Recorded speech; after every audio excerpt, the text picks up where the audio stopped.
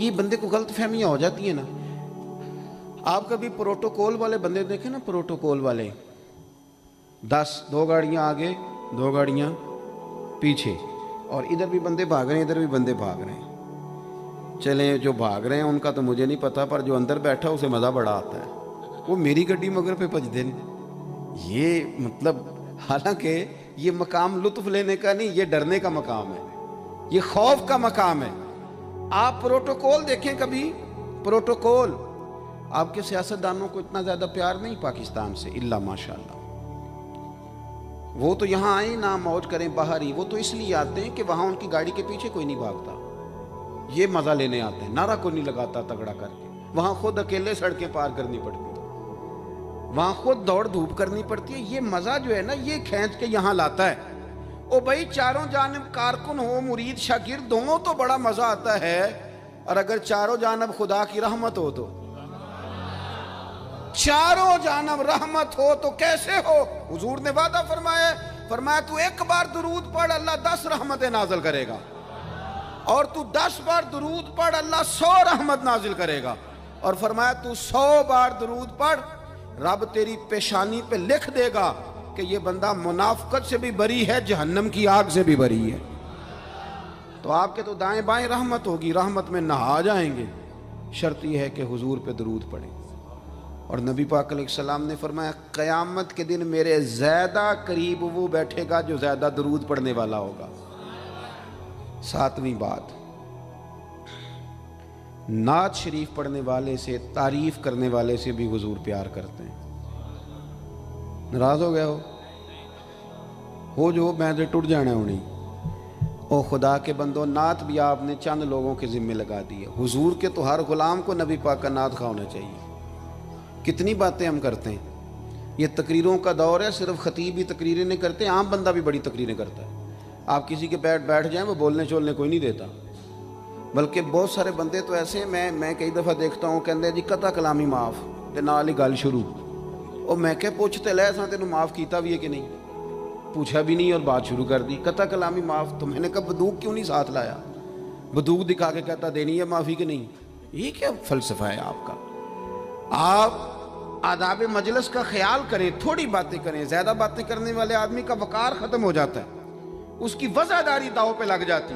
اور میرے بھائی اتنی جو باتیں کرنی ہیں, اتنی جو کہانیاں سنانی ہیں, اپنے حق میں جو اتنی دلیلیں دینی ہیں, تو بہتر نہیں مدینے والے کی تعریف کرے بندہ.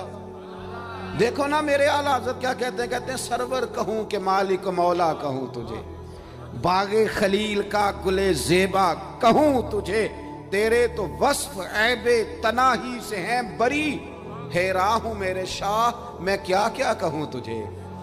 اور پھر کہنے لگے لیکن رضا نے ختم سخن اس پہ کر دیا, خالق کا بندہ خلق کا آقا کہوں تجھے. حضور کی تعریف کریں, نبی پاک کی. حضور جب مدینہ طیبہ میں تشریف لائے نا, تو سیاستہ میں حدیث موجود ہے, بنو نجار چودھریوں کا قبیلہ تھا, بڑے لوگ تھے.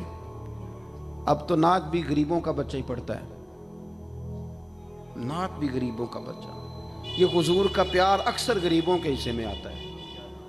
امیروں کے بچے تو کسی اور چکر میں پڑے ہوئے ہیں. وہ تو کہتے ہیں اس کی تو اماں کہتی نہیں نعت سنا, وہ تو کہتی پوئم سناؤ, تو اور کسی چکر میں. بنو نجار اعلیٰ قبیلہ, وہ بچیاں دف بجا رہی ہیں اور نعتیں حضور کی پڑھ رہی ہیں. وہ ننھی بچیاں جو بیٹھ کر وہاں دف بجاتی تھیں, رسول پاک کی جانب اشارے کر کے گاتی تھیں اور کہتی تھی ہم ہیں بچیاں نجار کے عالی گھرانے کی, خوشی ہے آمنہ کے لال کے تشریف لانے کی. ہمیں خوشی ہے.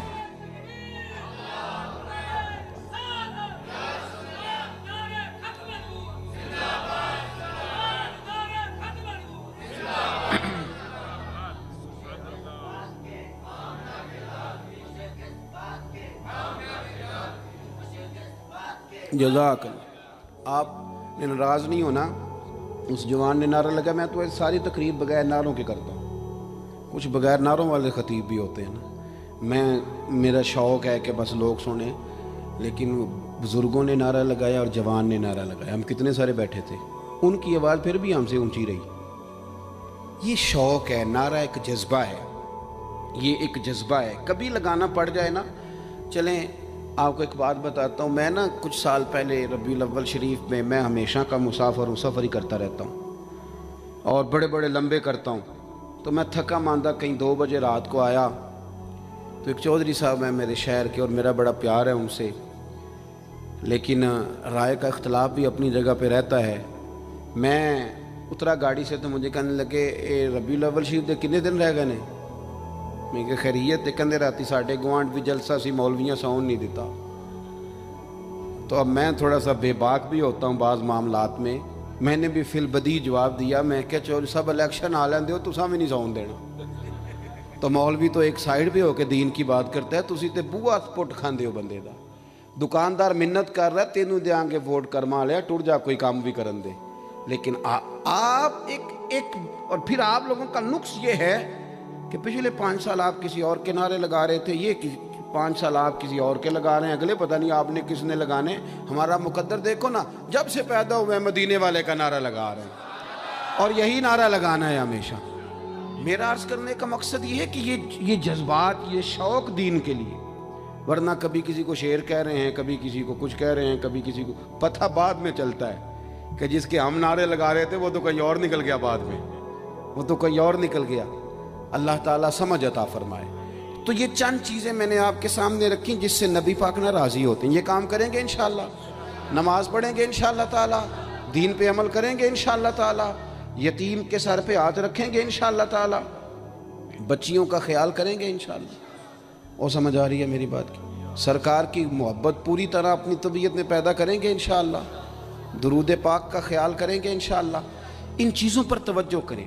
اب میں نا چونکہ تصویر کے دونوں رخ دکھانے چاہیے نا، میں آپ کو چند وہ چیزیں بھی بتا دوں جن سے حضور ناراض ہو جاتے ہیں، نبی پاک ناراض ہو جاتے ہیں. اذان کا کیا ٹائم ہے جی؟ یہاں پہ 6:45 اذان ہے. بس میں چند باتیں آپ سے اور کروں گا، پھر انشاءاللہ 6:45 بجے اذان کے وقت ہم اس کو ختم کریں گے. اور میری ایک خواہش ہے کہ یہاں جماعت کرا لی جائے، نماز پڑھ لی جائے، لنگر نماز پڑھ کے کھایا جائے تاکہ سارے کام صحیح ہو جائیں. آپ اس پر بھی تعاون کریں گے انشاءاللہ تعالی. اللہ آپ کو خوش رکھے. ویسے تھوڑے بولے ہو کیونکہ میں تو اڑول تکنا نہ پیا، میں نے پتہ لگتا ہے. نماز آج سے جو نہیں نہ پڑھتے آج سے شروع کر لو.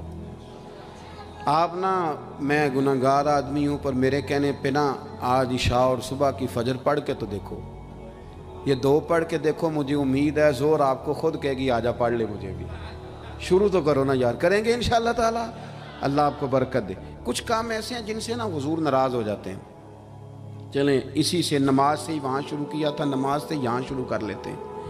نبی پاک صلی اللہ تعالیٰ علیہ وسلم نے نا کبھی کسی شخص کے لیے دعا نہیں کی کہ وہ تباہ ہو جائے، کبھی نہیں کی. ذات کے لیے کسی نے بھی تکلیف دی تو کبھی دعا نہیں کی. 10 دن سرکار طائف میں رہے، ان لوگوں نے روڑے مارے، تکلیف دی.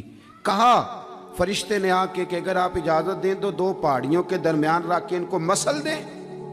تو نبی پاک صلی اللہ علیہ وسلم نے فرمایا نہیں، اللہ ہی نے ہدایت عطا فرما. نبی کریم کے احد کے میدان میں دانت مبارک شہید ہو گئے، 70 صحابہ شہید ہوئے، حضرت امیر حمزہ شہید ہوئے، دردناک شہادتیں ہوئی. آنکھیں نکال دیں، مقدس ہونٹ کاٹ دیے، مقدس ناک کاٹ دی، وجود کے حصے بکھرے کر دی. وہاں بھی حضور نے دعائے ہدایت کی. لیکن ایک موقع آیا، مسند امام احمد بن حنبل دیکھیں، ایک موقع جب خندق کے موقع پر کافروں نے اتنا پریشان کیا کہ صحابہ کی عصر کی نماز رہ گئی. ادھر دیکھو یارو، میں کیا کہنے لگا ہوں، نماز عصر رہ گئی. تو نبی پاک علیہ السلام نے فرمایا اے اللہ، انہوں نے ہمیں عصر نہیں پڑھنے دی، ان کے پیٹ آگ سے بھر دے، آگ سے بھر دے. نماز نہیں پڑھنے دی، جو کسی وجہ سے نماز میں رکاوٹ پیدا کر دے، حضور ناراض ہوتے ہیں نبی پاک. نماز نہیں پڑھنے دی ہمیں. اسی طرح جو بندہ حدود اللہ توڑے، اللہ کی حدوں کو توڑے، اس سے نبی پاک ناراض ہیں. جلال فرماتے ہیں حضور، بڑی بڑی ناجائز سفارشیں لے کے نہیں ہم جاتے. صحیح بتانا ہمیں پتہ ہوتا ہے کہ نہیں کہ ہمارے بچے نے لڑائی کی ہے تو بچہ غلط ہے کہ صحیح ہے، پھر بھی ہم سپورٹر نہیں بن جاتے. چلے میں بڑی احترام سے وکلاء کی بارگاہ میں کہتا ہوں، او وکیلو یارو، او پیارو، او پڑھے لکھے لوگو، تمہارے پاس جو آدمی مقدمہ لے کے آیا تمہیں پتہ نہیں سچا ہے کہ جھوٹا ہے؟ کیوں نہیں تم کہتے کہ جتنا تیرا سچ ہے اتنا بیان کریں گے، اس سے آگے نہیں بڑھیں گے؟ رازق وہ آنے والا ہے یا رازق اللہ ہے؟ جھوٹ کی سپورٹ کر کر کے ساری زندگی گزار دی، جھوٹوں کی سپورٹ کر کر کے زندگی گزار دی۔ خدا کے بندو، حدود اللہ کا معاملہ، ناجائز سفارشیں، آپ جائز سفارش ضرور کریں۔ کسی بندے کا معاملہ جائز ہے تو آپ ضرور کہیں کہ یار آپ کیوں غلط کر رہے ہیں، جب اس کا یہ حق بنتا ہے تو اسے دو۔ لیکن ناجائز سفارشیں، حضرت عائشہ صدیقہ رضی اللہ تعالیٰ عنہا ام المومنین صدیقہ بنت صدیق اکبر فرماتی ہیں کہ فتح مکہ کے موقع پر ایک بڑے خاندان کی ایک عورت نے چوری کر لی۔ میں اکثر دوستوں سے کہتا ہوں کہ سارے غریبوں کو امیر نہ کرے ہماری حکومتیں، خیر ان بیچاروں نے کیا کرنا ہے، ان کا تو حال ہی کوئی نہیں، رات کوئی اور بات کرتے ہیں، سویرے کوئی اور کرتے ہیں۔ نہ بھی کریں یہ دعوے کہ ہم غریبوں کو امیر کر دیں گے، بس ایک نیکی کر دیں، غریب امیر کے لیے قانون ایک جیسا کر دیں، بھائی اتنا کریں، اس سے زیادہ نہ کچھ کریں۔ یہاں تو بھائی اگر آپ کی گاڑی زیادہ بڑی ہے اور اوپر جھنڈا لگا ہوا ہے تو آپ نے ٹول ٹیکس کے بھی 30 روپے کوئی نہیں دینے، چونکہ آپ زیادہ امیر ہیں۔ زیادہ امیروں کے لیے تو نہیں نا خرچے ہوتے، وہ تو دینے ہیں اس غریب آدمی نے کہ جو چھوٹی گاڑی پہ گزر رہا ہے، اس کے ذمے وہ سارے کام کرے گا، امیر تھوڑی کرے گا، اس کے لیے تو الاؤنسز ہیں، اس کے لیے تو فلانی چیز ہے۔ اس ملک میں جب اضافہ ہونے پہ آتا ہے تو تنخواہ کس کی بڑھ جاتی ہے؟ وزیر اعظم صاحب کی۔